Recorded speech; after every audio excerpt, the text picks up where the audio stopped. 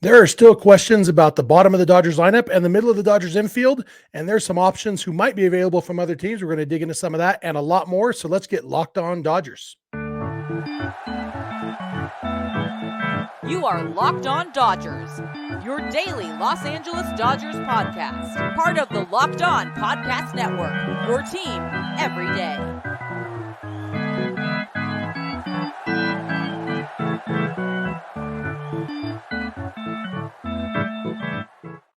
Hey, Dodger fans, this is Locked On Dodgers, part of the Locked On Podcast Network, your team every day. Thanks to our everydayers for making Locked On Dodgers your first listen every weekday morning. Remember, this show is free and available on all podcast platforms and on YouTube simply by searching for Locked On Dodgers. And please subscribe wherever you're watching or listening right now. If this is your first time with us, I am Jeff Snyder. My co-host next to me, that's Vince Samperio. Vince and I are both lifelong Dodger fans, just like a lot of you. We've also both spent time covering the Dodgers in the press box and the locker room, so we're not quite insiders, but we bring you the smart fans perspective on our boys in blue every weekday morning. Today's episode is brought to you by Monopoly Go. I admit it, I have a competitive side, and it is a big fan of Monopoly Go, the mobile hit twist on classic Monopoly. So join your friends and download Monopoly Go now, free on the App Store or Google Play. And Vince, we didn't have a Dodger game on Monday. I think everybody else in the division played. The Padres beat the Rockies. The D-backs lost to the Cardinals on a walk-off. And who's the other team? Oh, the Giants. The Giants beat the Mets. So Dodgers lost half a game in the standings to the Padres and the Giants, gained half a game on the D-backs and the Rockies, and only half a game ahead of the Padres right now. It's kind of a bummer that the Padres get to play the Rockies right now. But the good news is Dodgers haven't played the Rockies at all yet. So they still have 13 games against them coming up. So that'll be helpful. And hopefully what we saw on Sunday was the start of something great. And so it doesn't matter who the Dodgers are playing, they're just going to dominate for a little while, Yeah, that's what you would hope for. And they got, the Nationals have been playing well, just beat the Dodgers, so Dodgers can get them back. Toronto has been playing well, and then Arizona has been okay. But again, some Dodger fans believe have the Dodgers name right now. So we'll see what happens on that when we get there. Yeah, one thing that would help the Dodgers play well would be for the bottom of the lineup to pick things up. They helped out a lot on Sunday, and when they do hit well, it really helps. So the Dodgers big four doesn't have to do all the heavy lifting. And we've had a lot of questions and comments over the weeks about the bottom of the lineup and the middle infield, and specifically the one guy who is in both of those spots is Gavin Lux, and Lux has definitely had a slow start this season. Coming back from knee surgery, I still think the Dodgers are going to give Lux quite a bit of runway to battle back, because in 2022, until he had the neck injury, like Gavin Lux was very, very good up until the neck injury. He had a very good, well above average strikeout rate. His OPS was right around where Trey Turner's was, and nobody was complaining about Trey Turner's offense. And the fact is, Lux has played good defense at second base. Like, we still sometimes get a little nervous when he throws the ball, but even the throws have been better, and he hasn't made a single error yet this year. He has been helped out by Freddie Freeman a time or two, but for the most part, it's just been really good defense from Gavin Lux. But still, between Lux's offense, some concerns about Lux's defense, and Mookie Betts, maybe some concerns about his defense at shortstop. He made a couple errors this weekend that maybe that has it front of mind for some people. So even though, the Dodgers, I saw today from Sports Info Solutions, they're fifth in Major League Baseball at turning ground balls into outs. So their infield is doing a very good job, but there's still some concerns there. And so we keep seeing other names coming up, and two of them that come up a lot lately. One, because he's been coming up for the last 6 or 8 months, is Willy Adames of the Brewers. And the other one, who comes up mostly because the Marlins are terrible, is Luis Arraez. And, both of those guys, Arraez would slot in at second base to, theoretically take Gavin Lux's spot.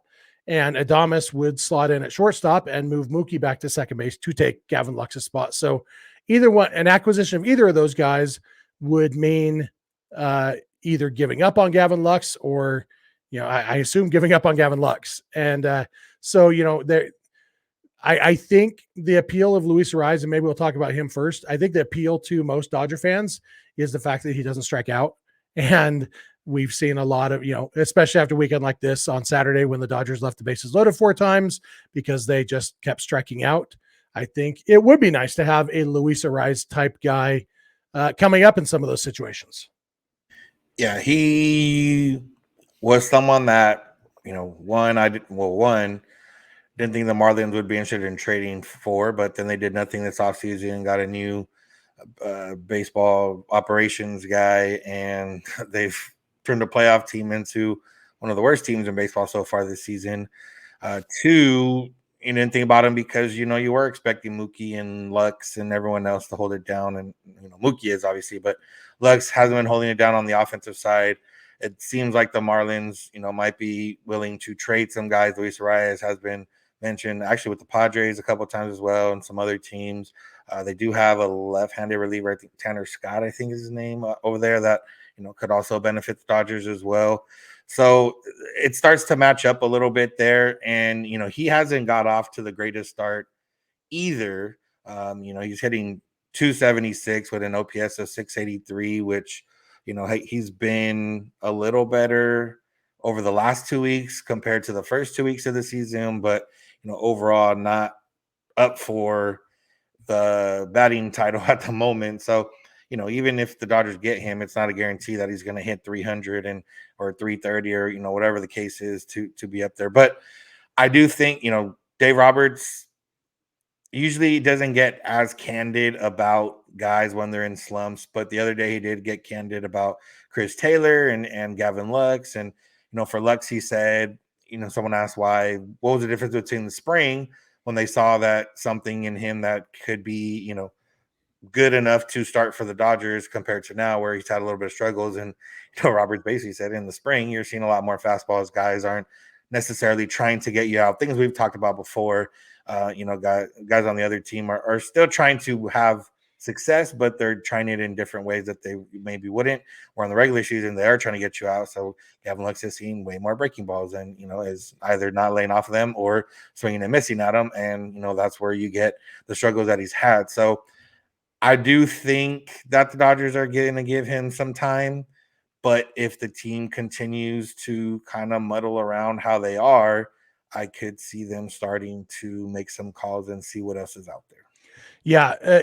A couple of other things to note about Luis Arraez is, one, he has made 4 errors at second base this season. He is, maybe in talent wise, a better defender than Lux, but definitely not in performance this year. And, I think Lux is better than his talent has shown too. His talent is better than his performance has shown maybe. Arraez over the last couple weeks is batting 328 over his last about 2 weeks. And so definitely more the hitter that we've seen. And yeah, his strikeout rate is very low. I would feel, I don't know, I feel like Arraez, unless you were sure he was going to be that guy who bats 350, I'd feel weird giving up on Lux for him. And then Willy Adames, and the fact is he's probably not available because the Brewers are in first place in a very winnable division right now. They're a game and a half ahead of the Cubs, 2.5 games ahead of the Reds. One of the best, the second best record in the National League behind the Braves. And so Adames definitely isn't available right now. And, depending on how the season goes, may not be available at all. Yeah, you would think that the Brewers wouldn't trade somebody like that again when they're in contention, a la Josh Hader a couple years ago, and that players got mad and a bunch of other things. It all kind of went from there. Now trading Corbin Burns when they did before the season, you could, I guess, you could stomach that a little bit more. You weren't entirely sure how you could be. There's a lot of factors that can go wrong, but if you're in it for a division title specifically too, I don't see them making any moves. There's one guy we've talked about in it. It could cause some shuffles. We've talked about him before. Nolan Arenado. The Cardinals are bad again, and he's playing okay. He's not playing great. So, maybe the Cardinals wouldn't want to sell kind of low or whatever the case is. But that would put him at third base, and maybe, if Lux isn't hitting, you move Muncy to, there's some shuffling that could go around, but there's going to be different names that maybe start emerging here and there for the Dodgers if the rest of the middle infield and infield, or specifically Lux, I guess, doesn't get going. Yeah, I'm going to remain hopeful. I'm still on the Lux train. I think he is going to become a solid hitter, and if he can keep playing good defense, he's I like him as a 9 hitter. I think a lot of it's going to come down to James Outman breaking out of it, and if Andy Pages can kind of claim that spot to stay on the roster. One thing about Willy Adames I noticed actually today, his strikeout rate this year is much, much better than it ever has been before. It's only like 18% this year, and it's usually somewhere between 25 and 33%. So I wonder if that's a fluke or if that's something, the Brewers could sell high, if they're committed to their process, even though they are in first place, knowing he's a free agent after this year. And if he's having a good year, they might trade him. But yeah, it'll be interesting to see for sure as teams fall out of contention, and the Dodgers might not wait till July to make trades if there are trades to be made. We'll just have to see. One guy who won't be traded is Shohei Ohtani, because he is suddenly third in the league in WAR. He is legit having a great season. We're going to dig into those numbers a little bit. So thanks for making Locked On Dodgers your first listen every weekday morning, and please keep it Locked On Dodgers. This episode is brought to you by Game Time. Buying tickets can be frustrating, whether it's a Dodger game, some other sporting event, a concert, a comedy show, or whatever. It can be a major pain to not know how good the seats are, whether you're getting the best price, all that headache. But Game Time takes that headache away. With their seat views, you get a panoramic view from your seat in the app before you buy. And with the Game Time guarantee, you're guaranteed the best price on your tickets. That's right. If you find seats in the same section and row for less, Game Time will credit you 110% of the difference. You can also use Game Time's last minute deals to save up to 60% off buying last minute for sports, comedy, concerts, comedy, theater, etc. I've personally used Game Time a lot, several times when I traveled to LA for Dodger games, and also when I went to see my favorite comedian, Nate Bargatze, here in Salt Lake City. Because I don't always trust everything I hear, I put the Game Time guarantee to the test, and I checked all the other ticket sites to see if I could find the tickets cheaper. But I'm sold because Game Time was easily the least expensive tickets that I could find. So take the guesswork out of buying tickets with Game Time. For a limited time, all users can get $20 off. I'm reading the wrong, the promo.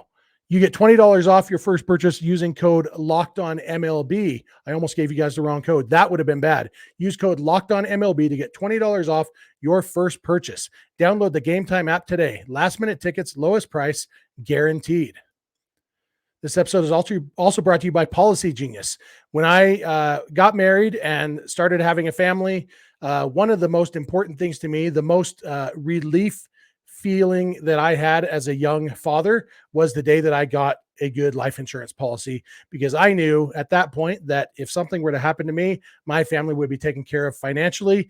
If you have a family that's counting on you, whether it's a spouse and children, or you live with your parents and they're going to need help if you because you help support them, whatever it is, Policygenius can help you compare your options from top companies, and their team of licensed experts is on hand to help talk you through it. So you can talk to a team of award-winning agents who will walk you through the process step by step and easily compare quotes from all the top insurers in the country in just a few clicks to find your lowest price.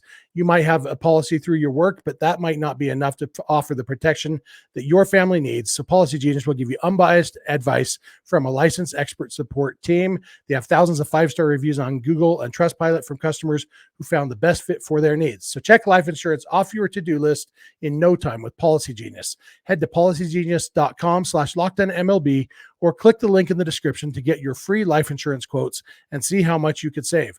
That's policygenius.com/LockedOnMLB. We're back. We want to thank you for making Locked On Dodgers your first listen every weekday morning. Especially want to thank our everydayers. If you're not an everydayer, it's easy to become one. Just watch or listen every weekday morning. If you're watching this on YouTube, we'd love to hear your thoughts in the YouTube comment section. If you're listening on the podcast, we'd love to hear from you through social media or any of the contact info we'll give you at the end of the episode. You can also go beyond the podcast to become a Locked On Dodgers insider by going to joinsubtext.com/LockedOnDodgers. It's a text message-based service. It's fun. We text you our thoughts on news and rumors and everything, and you can text one-on-one with us. And it's just a few bucks a month with a free 14-day trial. So check that out at join subtext.com/LockedOnDodgers, and be sure to check out Locked On Sports Today and Locked On Sports Los Angeles, the two 24/7 streaming channels on YouTube from the Locked On Podcast Network.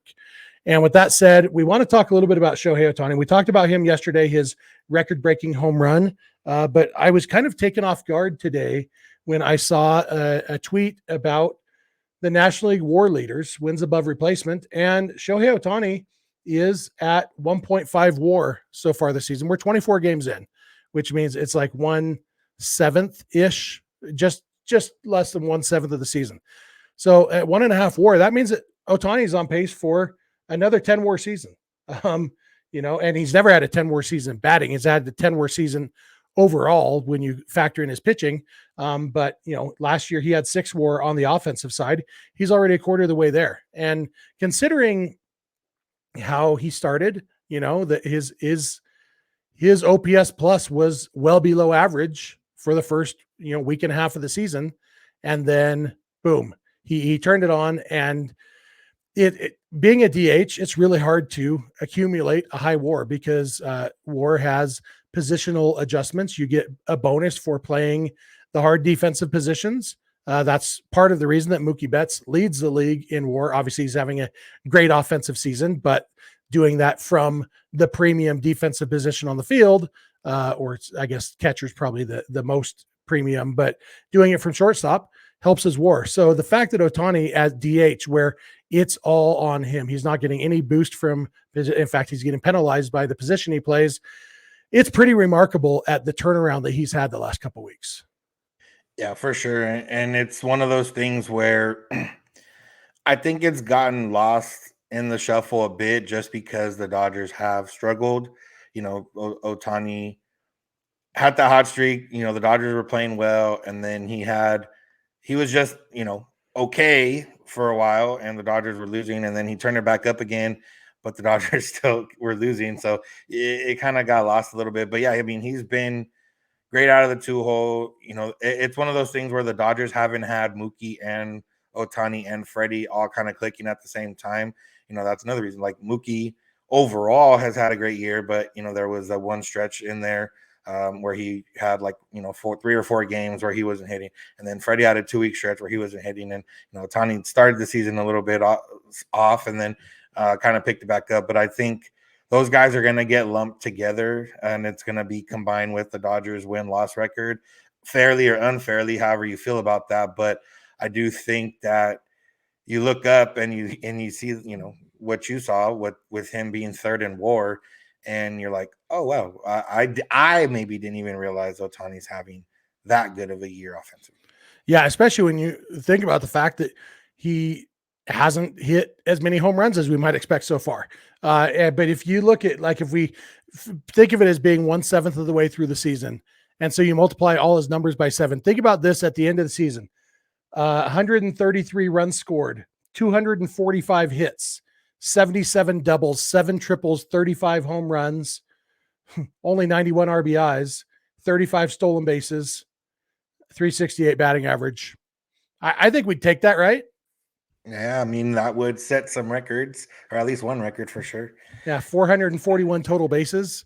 Yeah. So, and obviously there will be a slump at times, but it's been really good. And the pace over the last 2.5 weeks or whatever it is since he started hitting is even, he's batting 368 overall. And that's bouncing back from where it was. It's something we knew when the Dodgers signed him, he was going to be fun to watch. And we knew that he was going to be a huge boost for this offense. And, there's been ups and downs, but for the most part, at this point, I'm just looking right now since after those first 8 games. So in his last 16 games, he's batting 436 with a 1339 OPS. That'll do. That'll do for real good. And all 5 of his home runs have come in that time.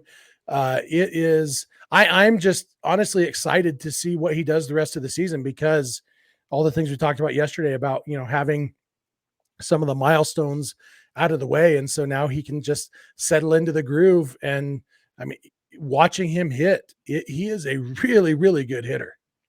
Yeah, and it'll be fun, especially if Freddie picks it back up. That in theory, gets him better pitches again. I don't think any pitcher is pitching around Ohtani to get to Freddie. Even if Freddie was in an 0 for 50 streak, you don't necessarily pitch around him to get to Freddie. But if Freddie is back to hitting 330 like he had or like he did last year and the year before that, then you can't really pitch anything else to Ohtani, and he will start getting even better pitches to hit. So yeah, it's been a jumbled season so far in the sense of the Dodgers win-loss record, and the top of the order has, like I said, maybe been a little bit overshadowed by just how bad the bottom of the order has been.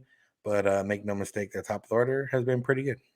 Yeah, and maybe a lesser talked about aspect is the fact that Mookie Betts has 5 stolen bases, which if Mookie is back to his sprint speed is still not what it used to be, but he's a very good base stealer, and if he's putting pitchers in a position where they are thinking about him or having to throw fastballs more, that's only going to help Ohtani too. So when you got protection ahead of you and behind you, it's definitely a new situation. Obviously, Ohtani was teammates with Mike Trout when Trout was healthy, but he didn't have the protection ahead and behind him. And with Trout being injured a lot, it's a new thing that Ohtani hasn't had that blessing for all of his career.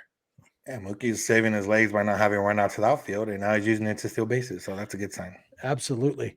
So yeah, good job, Ohtani. Just wanted to shout him out a little bit. We're going to come back in a minute. We're a month into the season, not a month's worth of games, but with the Dodgers starting Korea, we are just over a month into the season. So we're going to check in on the league and see, surprises, who has us worried, all those things. So thanks for making Locked On Dodgers your first listen, and please continue to keep it Locked On Dodgers.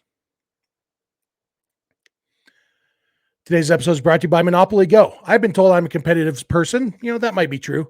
I do have a competitive side. I think we all do. And my competitive side is a big fan of Monopoly Go. I'm sure you've heard of it. It's been downloaded over 150 million times. It's a great twist on Monopoly where you play on not one, but hundreds of Monopoly boards in crazy locations, building up amazing cities that bring you big money. But the best part is messing with your friends. I can charge my friends rent on my iconic properties, just like classic Monopoly. But now I can also heist their vaults of riches for myself, and the leaderboards show me who the biggest Monopoly tycoon is. But it's not just my competitive side that loves it. You can team up with friends and people all around the world in timed tournaments to earn huge rewards. So get in the game and join your friends. Download Monopoly Go now, free on the App Store or Google Play. Hey, we're back. Thank you again for making Locked On Dodgers your first listen every weekday morning, especially to our everydayers. Please become an everydayer by watching and listening every weekday morning. You can become a Locked On Dodgers insider by going to joinsubtext.com/LockedOnDodgers. And you can check out Locked On Sports Today and Locked On Sports Los Angeles, the two 24/7 streaming channels over on YouTube from the Locked On Podcast Network. And Locked On Sports Los Angeles will, if you're a basketball fan, might have some rough episodes for you. If you want to commiserate with fellow Laker fans, the Lakers lost a heartbreaker to the Nuggets. They had a big lead and lost on a buzzer beater. So they are now down 0-2 in that series, and odds are stacked against them. There will be plenty of talk about that on Locked On Sports Los Angeles, probably on Locked On Sports Today too. Both channels will probably have a lot of talk about the Lakers-Nuggets series. If putting yourself through that sort of misery is your cup of tea, you know what, you're with us even when the Dodgers are struggling. So you might enjoy that too. So the Dodgers struggling, maybe not quite the right where they are in first place. They're half a game ahead of the Padres. As I mentioned earlier, they're 13-11. When we talk about 1/7 of the way through the season, that puts them on pace for 91 or 92 wins. They have a 542 win percentage. So let's see, 162 times 542 win percentage. 87.8 games, 89 games, 88 games. So that would definitely be a disappointing season for the Dodgers. I think we can all agree that if the Dodgers were to win 88 games, it would be a letdown, even if they won the division. I don't think that's going to happen. I think they are going to bounce back. But Vince, when we look at the rest of the league, I guess let's talk first about the National League West, the straight competitors, and we can dig into the rest of the league if anything else interests us. Anything surprise you or concern you about the National League West so far? No, well, other than the Dodgers only being 2 games over 500, I don't think so. The Dodgers would only be in first place in one other division, and that's the AOS, which would be by half a game. The Rangers are 12-11. The rest of it, I figured Padres, Giants, and D-backs would be competitive, would be around 85 to 90 wins, depending. And they're not quite tracking that way, but they could get there very easily with a couple more wins. They would track that way. I do think that the Padres have been a little more surprising in the sense that they look slightly different than last year's team. They don't look defeated every time they step onto the field. They don't look like, once you're up on them or whatever, or like nervous to have a lead and depressed to not have a lead. They look, like the Padres, not quite 2022, but, they're a little bit different. Dylan Cease has been pretty good for them. The rest of the rotation has not been that great for them. So, regardless, they're about where they're at, 500. Diamondbacks as well, Giants as well. I do think that the Dodgers missed a chance to start separating themselves a little bit, but they still have to play a lot of these teams. Other than the Padres, they still got to play some of these teams a lot more times. Like you mentioned earlier, they still got to play the Rockies 13 more times. So, there should be better times coming. But I don't feel threatened by anyone in the division based on how they're playing. I guess I would feel slightly more threatened in the division just based on how the Dodgers have played so far and based on the fact that I said my confidence went down 3% last week. So, Yeah, one interesting thing to me is that the D-backs actually have the best run differential in the division at plus 26, but they have also played the Rockies 7 times already. And so, I mean, the fact is the Rockies are terrible. And in the divisional crossover season preview, I said I thought the Rockies would be surprisingly better than they were predicted to be. I take that back. I think they're just a bad team. And, I thought they would be at least better than the A's. Maybe they still will be, but the fact is it's hard to win without any pitching at all. And so I think a lot of that run differential, the fact is that the D-backs have scored 45 runs and allowed 26 runs in their 7 games against the Rockies. And so that's 19, a plus 19. Their overall run differential is plus 26. So they're only plus 7 in the rest of their games. And they are, they're 5-2 against the Rockies. So they're 6-11 against everybody else. Now, 6-11 with still a positive run differential means they are underperforming a little bit, but overall it is, I think that the D-backs are going to be about what we expected, and I kind of think really the only surprise in the National League West so far is the Dodgers, because everybody else is right around 500. The Giants have maybe been a little bit worse than we expected, especially with their good offseason. And I mean, they have a negative 18 run differential overall, which means that they are. Blake Snell starts, I think. Yeah, that's true. Blake Snell maybe accounts for most of that. Because their expected win-loss based on the run differential is 10-14. They're actually 11-13. We'll see if Blake Snell, if this is his usual early season struggles or if he's just a bad pitcher now. That'll be a big key to them. But yeah, really the only real surprise is that the Dodgers have gone through this slump. And when you look at the Dodgers in the first month of the season over the last several years, maybe it shouldn't be that much of a surprise because they are a little bit of slow starters. And some of that is because they often have situations where we're saying, okay, who's going to hit for us this year? Is Chris Taylor going to hit? Is James Outman going to hit? Is Gavin Lux going to hit? And then, going to, well, I guess let's call up Cody Bellinger. Okay. I guess let's call up, this guy or that guy. Sometimes it's, let's call up everybody and they all, let's call up DJ Peters and Zach Rex and everybody else. And none of them are hit, but eventually it all works out. It's Luke Raley. That was the other one I was going to say. Yeah, I feel like Dodgers are the only surprise in this division. Yeah. And when you look around, even just the National League, I don't think there's any surprises to me. The Braves are Braves The and NL Phillies. East, the standings are exactly what you would have guessed, like in the order at least, maybe not the degree, but even the degree. It's like it's about what we expected, right? Yeah, I mean the Mets are, have had a good last 10 games, but they made some smaller moves on the smaller scale compared to what they did in the years past. They're going to be around 500 fighting for a wild card spot, I think. The Nationals have a young kind of fun team when you're not playing them or when they're not being the Dodgers. They're might fall off a little bit, in the Central. You figured somebody of the Brewers, Cubs, Reds was going to win that division. That's kind of how it's playing out. The Pirates got off to a hot start, then went 3-7 in their last 10. So, yeah, I don't think there's any other surprises in the National League specifically, and even overall in the American League. I mean, the Yankees have played pretty well without Garrett Cole. That might be a little surprising, depending on how you feel. The Guardians have gotten off to a really good start and have a little bit more offense than maybe anyone expected. That might be the big surprise. The AL Central is interesting because the Twins were kind of the preseason pick for most people, and they're currently in 4th place and looking not that great either. So, yeah, but, when it comes down to it,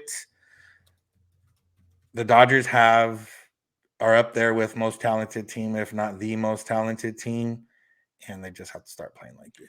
Yeah, the Guardians have the best run differential in baseball, which is kind of wild. I'm just looking at who they've played to rack up that run differential. And I mean, they have played 7 games against the A's, and they've scored 51 and allowed 18 in those 7 games against the A's.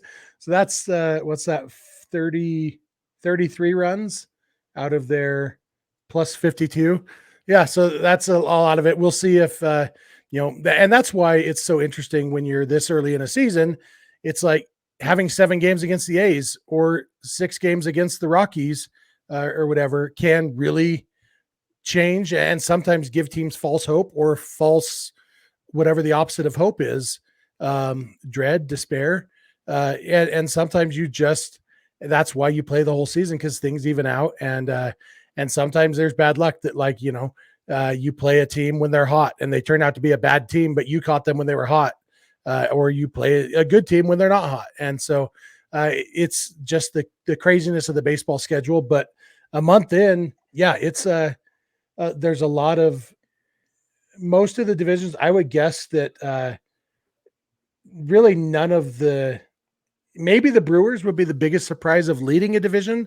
But I think if you said Dodgers, Braves, Brewers, Orioles, Guardians, and Rangers, nobody would have said you're an idiot. It's about what we probably expected to be leading the divisions, and what the overall standings look like. There's little surprises here and there, but I think maybe the American League. I mean, the Astros being so bad is probably the biggest surprise, but that's a fun surprise. Yeah, a good surprise for most people that are fans of baseball. But when you break it down, Justin Verlander was out. And then when he came back, all their other pitchers are out. So I don't even know who is in their rotation. I know it's JP France, I think, and some other guys that, regardless, who cares about the Astros? Hopefully they keep, not being that great, and they can end their string of ALCS appearances. Yeah, they're 0-3 against the Braves, 0-3 against the Royals, 0-4 against the Yankees. That's the big chunk of their struggles. That is a surprise. Anyway, a lot of season left to go. Almost 6/7 of the season left to go.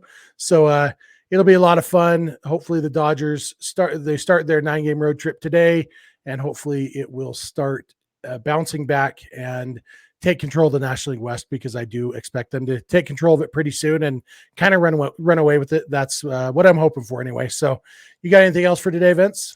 Nope, I'm good. All right. Thank you all for making Locked On Dodgers your first listen. If you're not an everydayer, please become one by watching and listening every weekday morning. Easy way to make that easy for you is to subscribe wherever you're watching or listening right now. You can go beyond the podcast and become a Locked On Dodgers insider by going to joinsubtext.com/LockedOnDodgers. It's a fun way to text back and forth with us. Just a few bucks a month with a free 14-day trial. You can also check out Locked On Sports Today and Locked On Sports Los Angeles, the 2 24/7 streaming channels over on YouTube from the Locked On Podcast Network. You can follow us on Instagram, Twitter, and TikTok at Locked On Dodgers. Vince is on Twitter at VinceSense91. I'm on Twitter at Snydog. Both of our DMs are open there. You can also email us, lockedondodgers@gmail.com, or send us a voicemail or a text message to 323-863-LOCK, 5625. We are here every weekday morning. We hope you'll be here with us. When you get in your car or sit on your couch, tell your smart device to play podcast Locked On Dodgers. And remember, you don't have to agree. You just have to listen. We'll talk to you tomorrow. Have a good one.